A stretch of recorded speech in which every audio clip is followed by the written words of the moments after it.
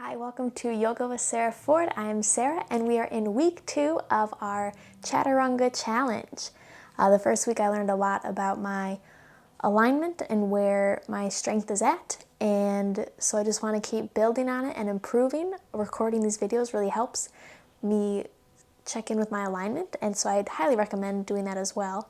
And this week we are just going to work on continuing to build that arm strength, and then I like to work on building shoulder strength as well. I noticed in the first week that my shoulders weren't always as engaged as they needed to be to bring me to the correct alignment, and so we're going to work on just building that strength so we have that solid and stable alignment. And then also, this goes with like a warning of if you have any arm injuries, take this at your own pace and find modifications if you need.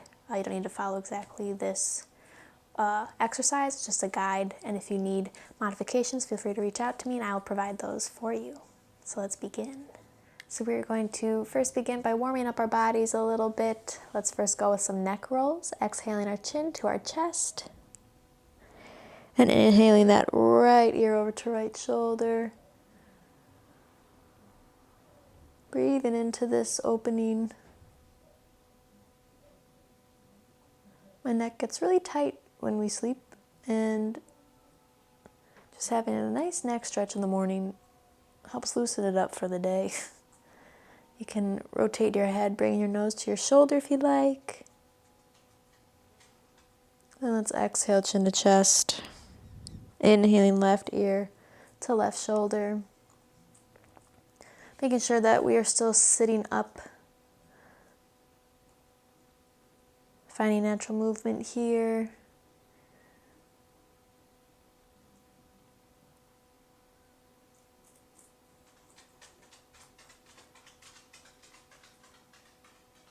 And then exhaling to center, inhaling the neck up. Let's do some shoulder rolls as we're going to be working our shoulders today. And changing direction. Let's inhale our arms up to the sky. Going into a twist, we're going to exhale, left hand to right knee, twisting over to the right. Keeping length in your spine and twisting a little deeper. And inhaling up. Exhale, twisting to the left, dropping that right hand to left knee.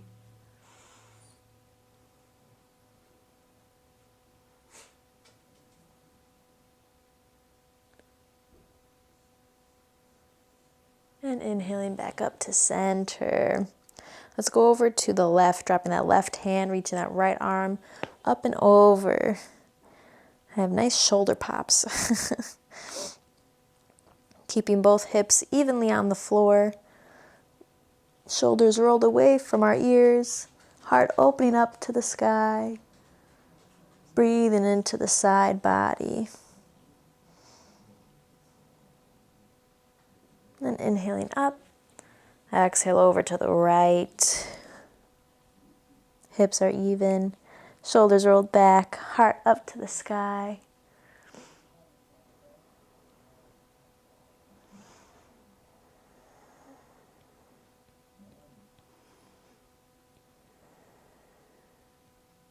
And inhaling back up. Okay, so we're going to begin first. We are going, I would recommend having a block, or you can use books, a stack of books, something that's just got, you can use a shoebox, something that has height to it, and something that maybe with like a little bit of stability as well.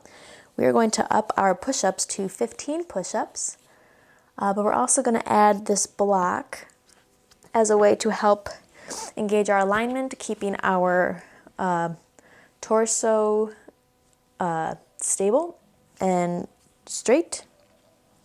So we're going to get onto our hands and feet, coming into our high plank. The length of your block or prop is really just finding what height works for you and where you're at. So I'm starting off with the highest height here, and then maybe throughout the week I will start to lower it if I get so lucky. But we're going to place this block in the middle of our mat, and the purpose is that as we lower our bodies, we're just going to let our chest, it's lowering our bodies till our chest hits it, and using our arms to lower it, lower our bodies. So coming into our high plank, energy coming out, the feet, core is engaged, keeping our belly up. Shoulders are rolled back, but we're pushing through our fingertips so that there's a dome shape in our shoulders as our heart extends outward. Energy comes out the crown. Here's our high plank, and we could do it here or coming onto our knees. I'm going to do the 15 on my knees, taking whatever modification works for you. So we're going to do 15 of these, exhaling, bringing our chest to the block. We might have to adjust the block. 1. We'll move mine a little bit. And then exhale, lowering. 2. 3. Really working on keeping that core engaged. You should feel your core working this whole time, which is kind of hard. It's easy to kind of give into it. This really is a full body workout. Even though I'm just focusing on the arms, it really engages the entire body. Oh, I think that was 6. 7. 8. 9. 10. 5 more. Really learning how to engage the arms as opposed to lowering both the body and the arms at the same time.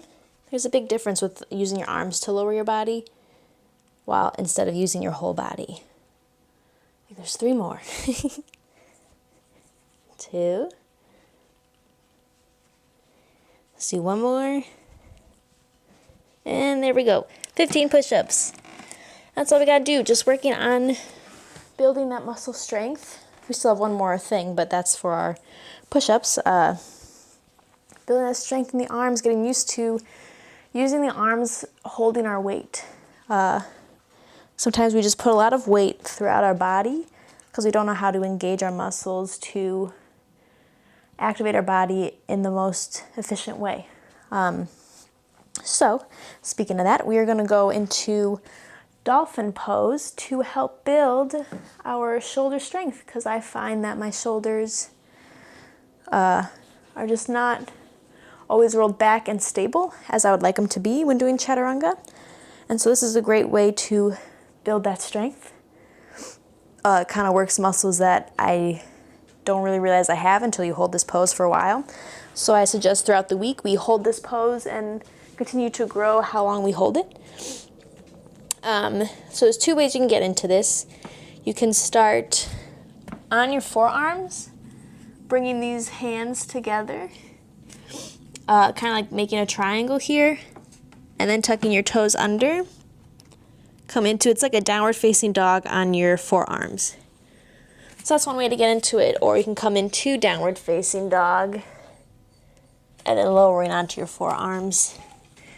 You could probably hear the pup I'm watching whining because he loves attention. So here, it's just making sure it's the same idea as downward facing dog, where our body's coming together in a V at the shape of our pelvis. Don't need to worry about your heels touching the ground or anything. You can pedal out your knees to wake up the hamstring. But here, it's about rolling your shoulders back while maintaining that lift of the pelvis towards the sky.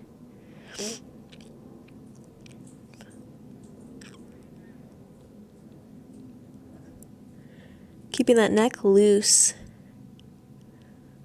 core is engaged.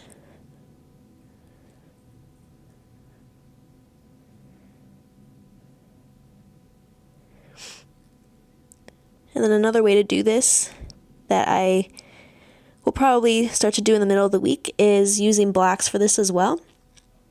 where instead of our hands being in this triangle, they're out forward, which is another modification you could take. It's a little bit more challenging. And to help with this alignment, you can use a block, place it on its like flat side, and you're just putting the corner in between your pointer finger and your thumb.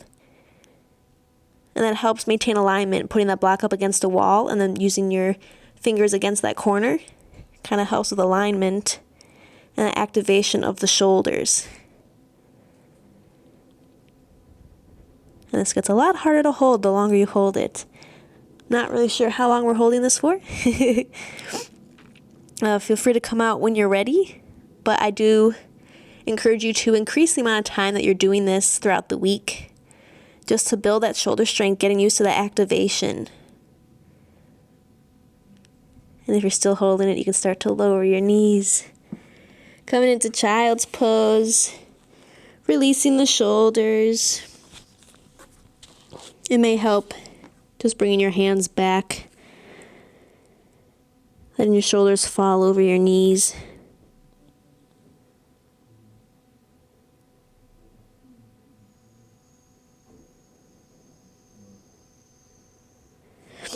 And when you're ready, coming to a comfortable seated position. So thank you so much for joining me for week 2. I will continue to post my progress on Instagram at Yoga with Sarah Ford. It's been a lot of fun keeping that and having that, I forgot the word, accountability. Having that accountability of posting my video, of me doing it every day. So I do invite you to join me, and feel free to tag me in it, or just feel free to message me and be like, hey, I'm doing this. I would love to know who's taking part of this challenge. And if you would like to have that extra accountability, again, I'm offering to check in with you every day or the days you want to do it to see if you have done it. Because accountability can be really important to get the goals that you want to get done. So thank you for joining me today. I hope you have a lovely day and a lovely week. And I'll see you again next week with week 3. And namaste.